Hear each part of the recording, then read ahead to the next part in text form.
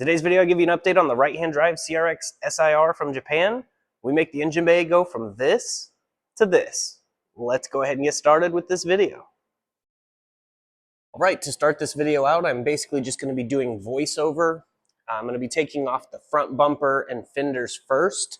Now, if you guys didn't know, I created this channel May 14th of 2019, and today is the official anniversary of the channel, 6 years that I've had this channel up and going. So I just wanted to point that out. But now that we've got the front bumper and fender off, I'm taking the radiator out. I am going to be putting a dual core radiator, racing radiator in with slim fans. After I get that done, I take the strut brace out, start undoing some of the wiring because we will be doing a wire tuck on this as well as painting the bay.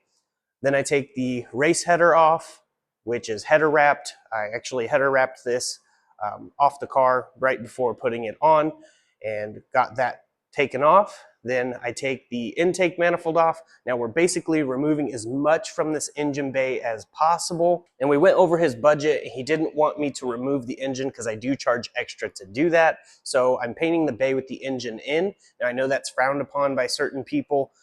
I do agree that the best way to paint the bay is to pull the engine out and everything out as well, but this method works great. So the engine is staying in. That's why we're removing as much as possible, so I have access to a majority of the engine bay. So I just basically take the wiring, separate what I need to, push it through the firewall, so that way I can actually get to work on the prep for the engine bay. So I get the engine bay nice and cleaned and do some 320 to 400 grit, sand down the engine bay, wipe it down, and then I start laying down the flat white primer. After the flat white primer is dry to the touch, then we can go over it directly with the Custom Cans blue grape color. It's really nice color, and do a few coats of that over the entire engine bay. And after that is said and done, we can start working on the wire tucking, which I essentially just run the wires out as I normally do.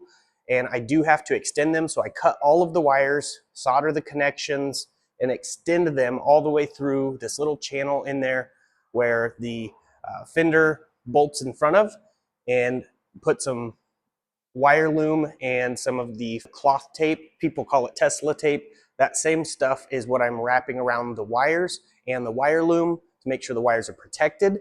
And then I do that on both sides. I would say that the driver's side, the right-hand drive part, made it a little more difficult because of where the brake booster is on what would be the passenger side for USDM cars. It's a very tight space over there. We've got the fuse box, the wiper motor, and a very narrow spot for wiring to fit through. But doing it this way, I clear up a little bit of room in that area, and there's a lot of wires under the dash. So I get all those kind of sectioned off and loom up each section that what they do. I'm basically just taking it wire by wire and extending them all the way to the front. And of course, I test everything to make sure it's all working. And then I start putting parts back on, like the intake manifold, the racing radiator, get everything basically put back together, get it all bolted back together. And here we are. The engine bay looks absolutely amazing. Now, don't mind this intake pipe. The true cold air intake is coming. So for right now, this is just how it looks. It's better to have something there than nothing there. So that will actually just be a solid pipe that goes down and the filter goes behind the bumper. Or we may just end the filter in the bay. So it'll be a hot air intake or a short ram intake, as most people call them. So we're going to figure that out. It's up to MK. It's his car, not mine. But as you can see, it looks 1,000 times better than whenever it first came in. The before and after is crazy. It speaks for itself. We still have all of the functionality that it had before. The blinkers, headlights, brights, all of that stuff works great. The power steering switch is still working, and that's tucked out of the way. And it has fresh brake fluid, fresh coolant. And I even did some fresh power steering fluid just to make sure everything's fresh and topped off. I did bend the lines down a little bit, as you can see right there, for the proportioning valve. So that way it's not sticking up where it was before. Got the Skunk 2 intake manifold. I believe it's a 70mm throttle body.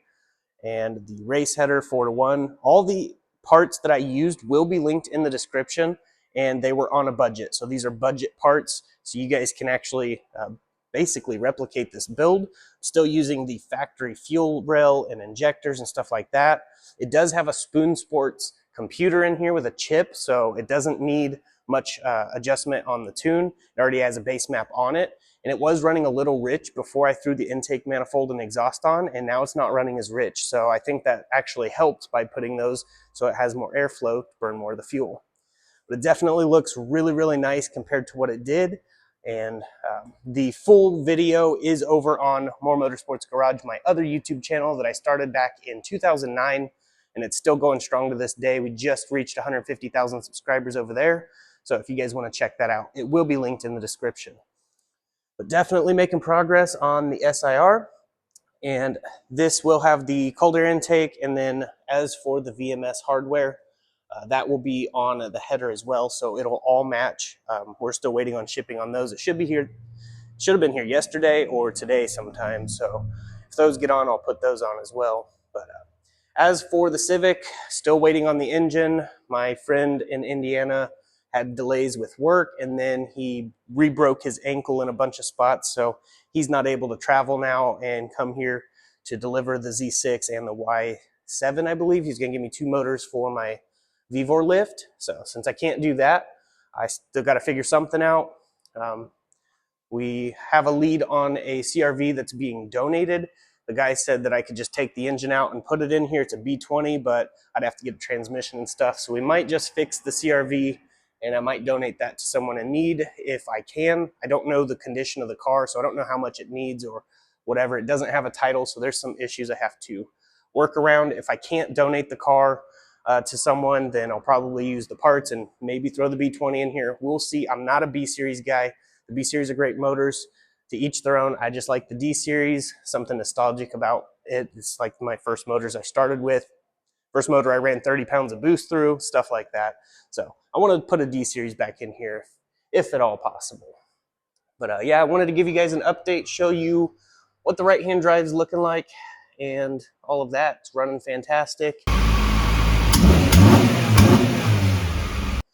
And MK is going to come get this soon. It'll go back to Kansas, and then I can start focusing on some more projects. It is May 14th of 2025, so it has been 6 years since I started the channel and posted my first video. So thank you guys for all of the views, the subscribes, and the interactions. I appreciate each and every one of you. But it's definitely been a journey for sure, with lots of ups and downs. We finally have the shop. We're living out in the country. It's been quite a struggle, to be honest. Putting out content that you guys actually want to see. And I know a lot of people don't want to hear about Jesus, but he needs spoke about because he's coming sooner than we think. All the signs of the times are listed in the Bible. You can read it yourself. I highly recommend you do, but it's up to you. You have free will to listen to it or reject it. It's all up to you, and God will honor your choice, whichever you choose. But I highly recommend taking the path less traveled, which is the straight and narrow, because broad is the way that leads to destruction, and the straight and narrow path is the one that leads to salvation, and that's only found in Jesus Christ.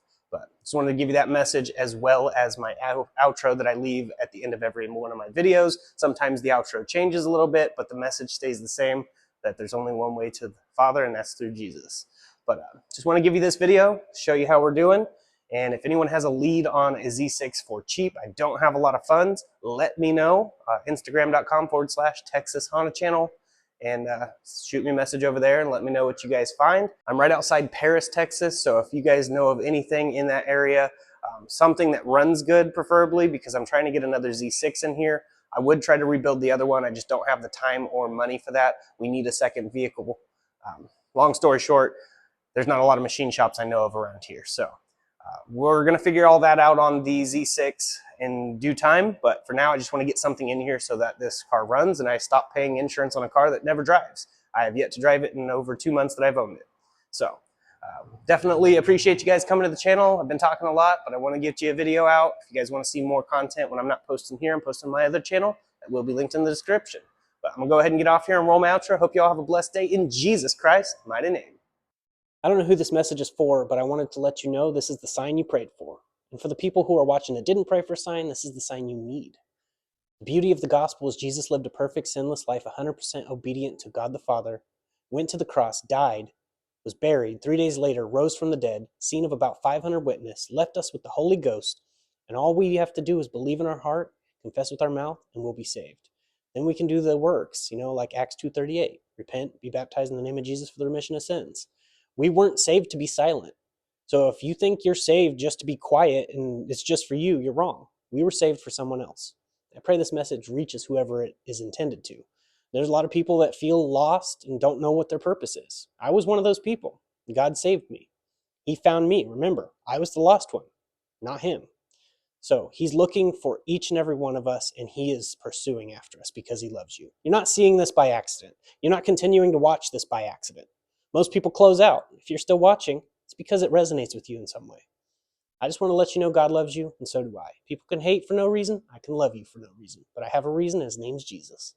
Just want to leave this message with you. My information's in the description. If you ever need to message me, feel free to. You can email me anytime.